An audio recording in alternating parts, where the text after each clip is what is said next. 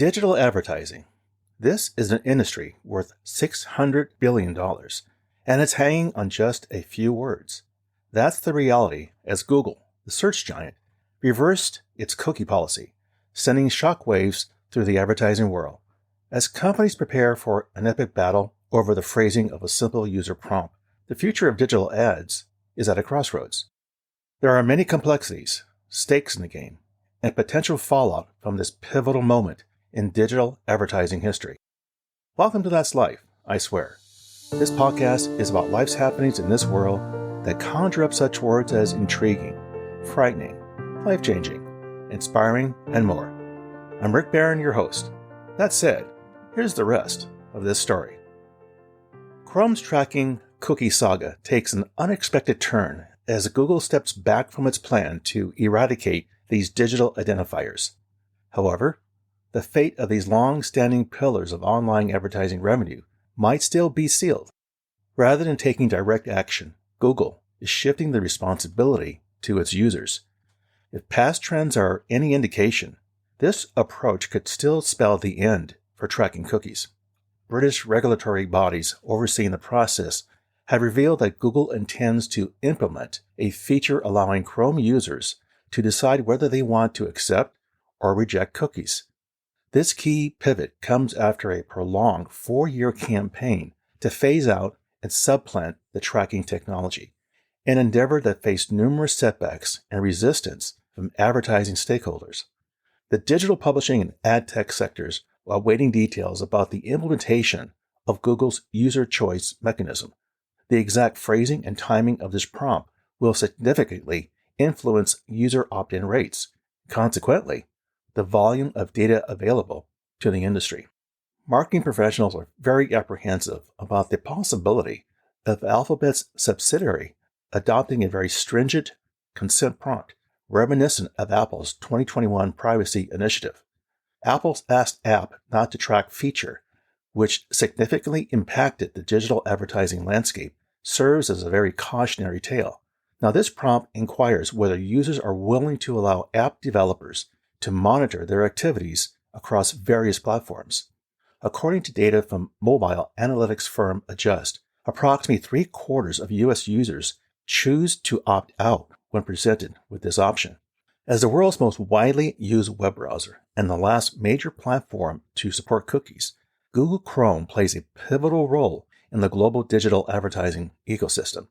This industry is projected to generate a staggering $677 billion in revenue in 2024, as reported by Insider Intelligence. So let's provide some clarity here. What does $677 billion look like? Here's an analogy. Imagine you have $677 billion in $1 bills. Now, if you were to stack these bills one on top of the other, the stack would reach approximately 45,365 miles high. To put that in perspective, that's nearly twice the circumference of the Earth. Or consider $677 billion in terms of time. If you were to spend $1 every second, it would take you over 21,000 years to spend all that money.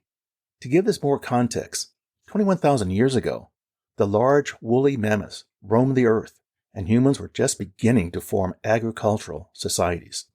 Eric Seifert, a respected voice in mobile marketing and venture capital, warns that a withdrawal mechanism coupled with an anonymous prompt could effectively eliminate cookies under the guise of user choice. This statement underscores the potential far-reaching consequences of Google's approach to user consent for tracking technologies.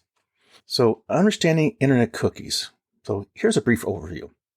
Now, internet cookies come in two distinct varieties. The more benign type is known as the first-party cookie. Allow me to give you an analogy again. Imagine you're visiting New York City for the very first time. As you explore different shops and attractions, you're given a very special visitor's badge.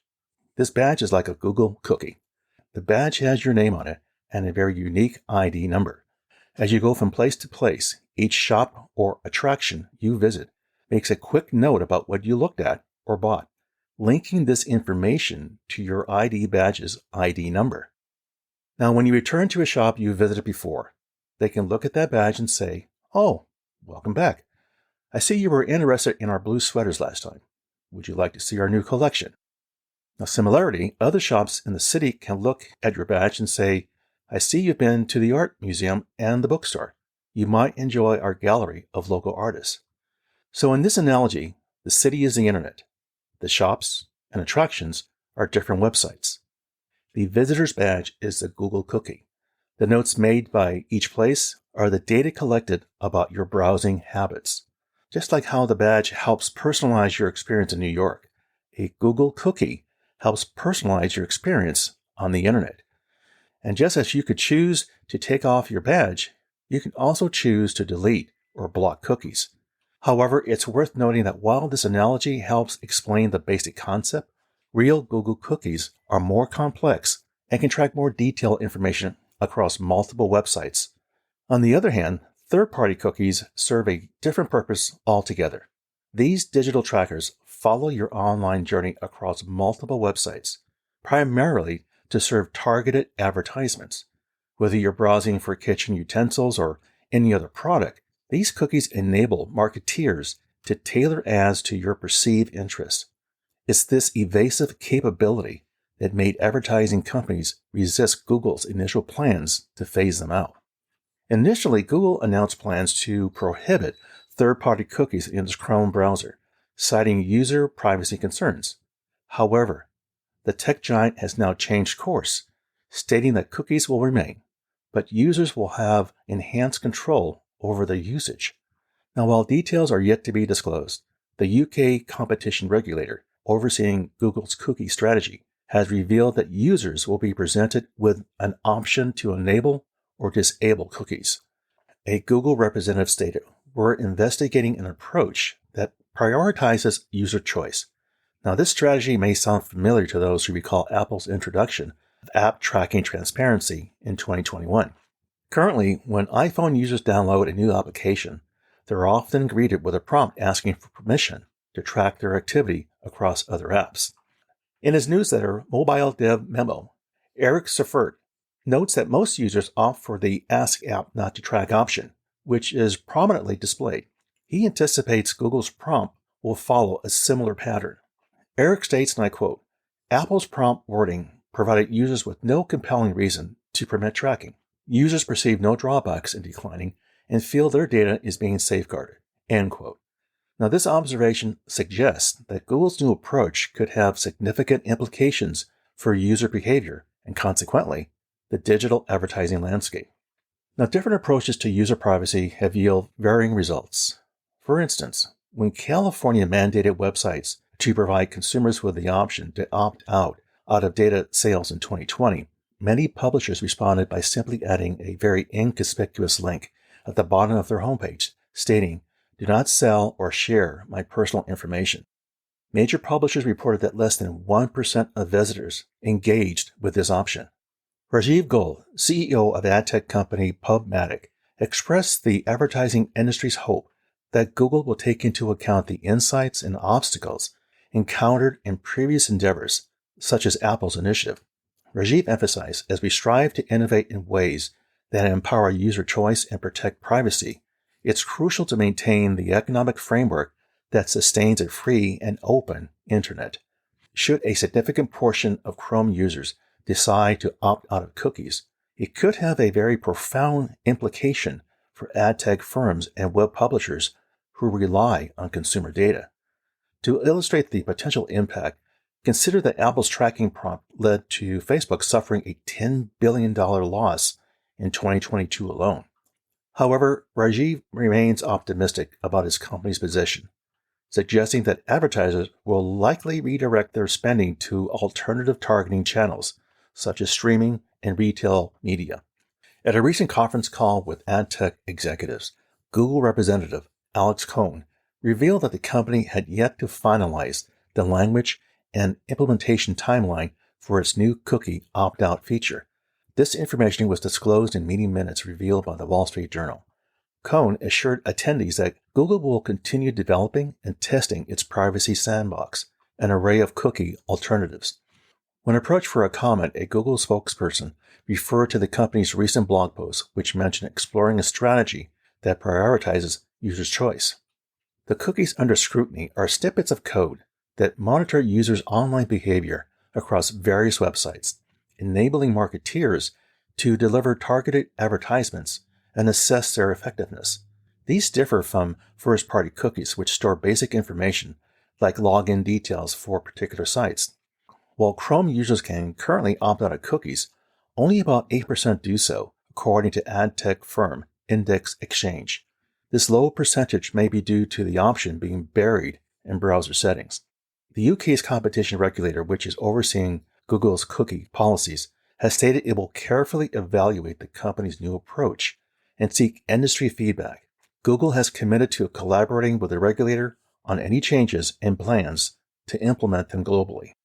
Anthony Katzer, CEO of IAB Tech Lab, an ad tech industry group, cautioned, "We may find ourselves in a scenario where cookies are effectively phased out due to widespread consumer opt-outs."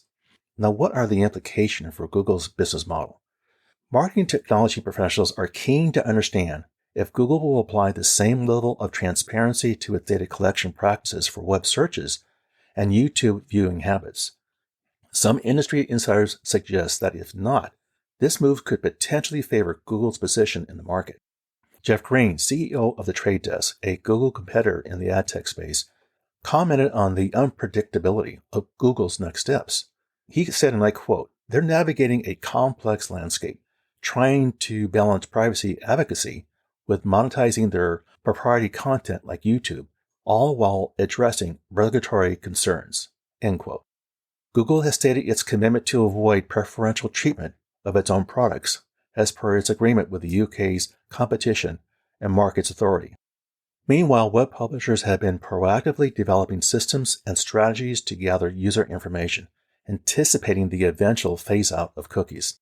Matt Prohaska, CEO of Prohaska Consulting, which advises web publishers and brands, noted that publishers heavily reliant on advertising revenue have the most at stake.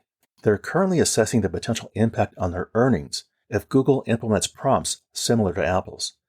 Matt expressed the industry's frustration. "There's a sense of wasted effort and resources in preparing for a new landscape that's now shifting again. This sentiment reflects the ongoing challenges faced by the digital advertising ecosystem in adapting to evolving privacy standards and technological changes." So what can we learn from this story? What's the takeaway? While privacy advocates have celebrated Google's cookie-crushing plan, advertisers were against it, saying it would only give the search giant even more of an ad advantage. The argument? If Google eliminated third-party cookies, then advertisers would be forced to move spending to Google's ad products to get better targeting data. Well, here's a footnote. As of July 26, 2024, Google announced that they won't deprecate third-party cookies. Instead, Google says they will introduce a new experience in Chrome that lets people make an informed choice that applies across the user's web browsing, and the user would be able to adjust that choice at any time. Well, there you go, my friends. That's life, I swear. For further information regarding the material covered in this episode, I invite you to visit my website, which you can find on Apple Podcasts, for show notes and the episode transcript. As always, I thank you for the privilege of you listening and your interest. Be sure to subscribe here or wherever you get your podcast so you don't miss an episode. See you soon.